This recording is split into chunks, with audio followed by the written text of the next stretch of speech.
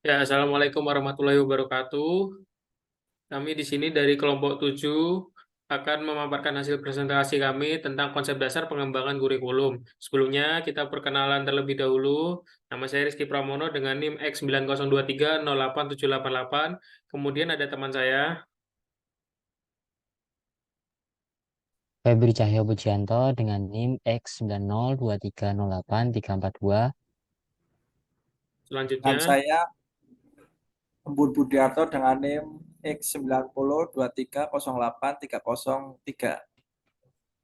Dan saya Septi Handayani dengan NIM X902308822. oke, langsung saja ke pembahasan materi.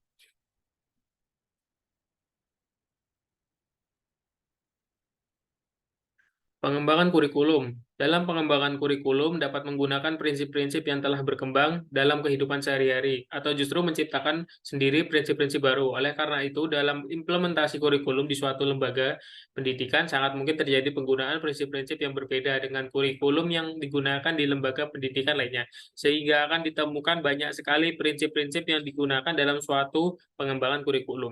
Ada beberapa prinsip kurikulum dalam pengembangan kurikulum seperti relevansi, fleksibilitas, berkelanjutan, efektif, dan efisien. Oke, selanjutnya akan dijelaskan oleh teman saya.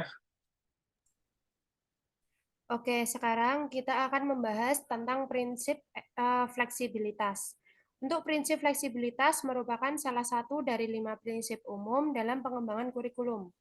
Menurut Heri Hernawan dan kawan-kawan tahun 2022, dalam prinsip fleksibilitas berarti suatu kurikulum itu harus lentur atau tidak kaku, terutama dalam hal pelaksanaannya. Kemudian dalam prinsip fleksibilitas ini memiliki dua sisi, yaitu yang pertama fleksibilitas bagi guru, yang artinya kurikulum itu harus memberikan ruang gerak bagi guru untuk mengembangkan program pengajarannya sesuai dengan kondisi yang ada.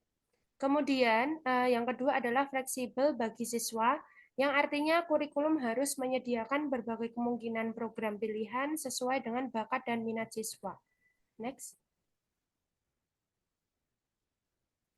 Kemudian masuk ke dalam prinsip fleksibilitas sendiri. Nah, kurikulum itu harus dapat memberikan atau mempersiapkan anak untuk kehidupan sekarang dan yang akan datang.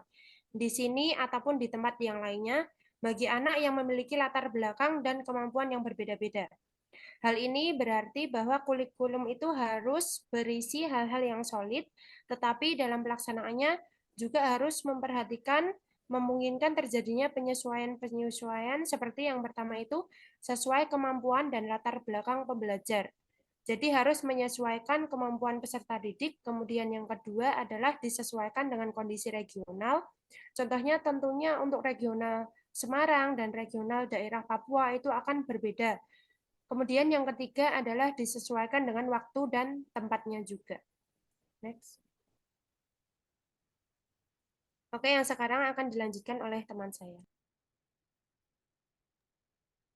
Baik, terima kasih waktunya. Untuk implementasi prinsip fleksibilitas sendiri, ada beberapa contoh prinsip fleksibilitas pada proses pembelajaran yang dilakukan. Yang pertama, contoh yang paling sederhana adalah pada saat sebuah kurikulum dirancang, pembelajaran akan dilaksanakan dengan menggunakan media LCD proyektor. Namun pada saat hari H terjadi pemadaman listrik di lokasi. Oleh karena itu, karena prinsip fleksibilitas ini, maka dengan menggunakan media pembelajaran yang berbeda, maka dapat dilakukan pembelajaran lain.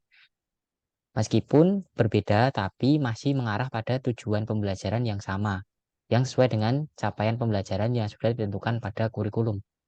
Kemudian yang kedua, contoh prinsip fleksibilitas pada proses pembelajaran adalah saat pembelajaran yang awalnya diharuskan offline, namun saat itu guru terdapat halangan untuk belajar berangkat pembelajaran tersebut dapat diganti secara online atau daring.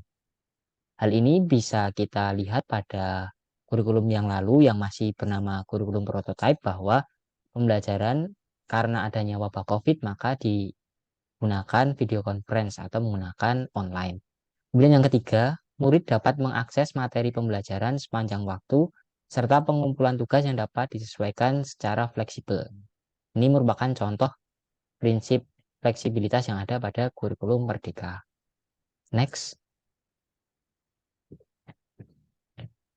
Bagi kurikulum yang memenuhi prinsip fleksibilitas, kondisi ini tidak menghambat keberlangsungan pembelajaran. Dengan sedikit melakukan perubahan atau modifikasi pada aspek media yang digunakan, maka pembelajaran akan tetap berlangsung, namun tetap mengarah pada pencapaian tujuan yang diharapkan. Jika prinsip fleksibilitas ini tidak digunakan, dimungkinkan tujuan pembelajaran yang dirancang tidak terlaksana atau gagal akibat tidak memiliki prinsip fleksibilitas ini. Untuk selanjutnya akan dijelaskan oleh Mas Enggun.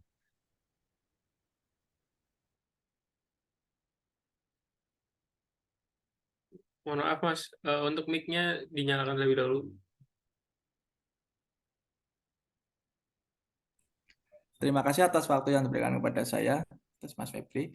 Saya selanjutnya akan menerangkan tentang prinsip fleksibilitas di salah satu sekolah.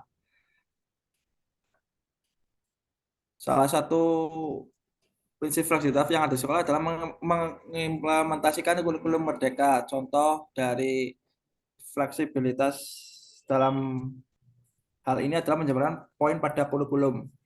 Pengalaman di sekolah di dalam kurikulum merdeka diberikan adanya sebuah capaian pembelajaran yang sudah ditetapkan. Guru mata pelajaran dapat meneruskan proses pembelajaran secara fleksibel